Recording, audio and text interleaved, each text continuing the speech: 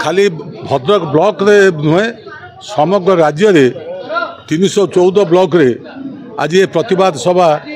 विजु जनता दल तरफ माननीय पूर्वतन मुख्यमंत्री तथा विजु जनता दल नेता नवीन पट्टनायक निर्देश रे आज ये जो बंद डाकरा दि जाको आम भद्रक ब्लॉक ठारे आज ताको सफलता सहित कार्यकारी करा जाउची। आमर एठी मुख्य दाबी होउची जे मार्च 5 तारीख होउची विजु बाबू को जन्म जयंती सहित पंचायत दिवस पालन करा जाए एवं पंचायत तो षष्ठा कहले अत्युक्ति हम ना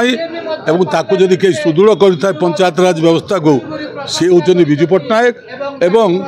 क्षमता हस्तांतर ठू आरंभ करी माँ मान को क्षमता दबा ठू आरंभ करी माँ को परिचय सृष्टि करने आरंभ करी माँ मान किभली भाव से आत्मनिर्भरशील हेबे एवं विशेषकर पंचायत राज व्यवस्था संरक्षण व्यवस्था आरंभ करी आज समग्र भारत वर्ष रे एक स्वतंत्र परिचय विजुबाबू सृष्टि करते जो दिवस को आपण मैंने जानते 30 वर्ष है पंचायत राज दिवस हिसाब से पालन करा जाउथिला एवं आपण मैंने जानते जे आज को केंद्र रे जो सरकार बर्तमान अच्छी बीजेपी सरकार से भी तृतीय थर आसी माने 10 वर्ष है से रही किंतु 30 वर्ष है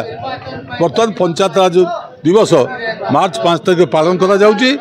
एवं जहाँकि समस्ते जानती सर्वसाधारण व्यक्ति जानती जदि कौन प्रश्न किए पचारे उत्तर निश्चित हम पंचायत राज दिवस केते तारीख से मार्च 5 तारीख विजु बाबू को जयंती जन्मदिन को निश्चय कहे किंतु आज गतकाली ठारू गोटे आप देखुवे भद्रक खाली नुहे समग्र राज्य में गोटाए माने लोक मान भितर गोटे शिरण सृष्टि होती जे विजु बाबूर जो ताकर जो पतियारा बा ताकर जो सम्मान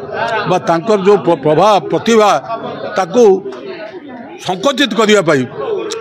आज राज्य सरकार मार्च 5 तारीख परिवर्ते एप्रिल 24 तारीख को पंचायत दिवस पालन करने निष्पत्ति जो आमे आम साधारण लोके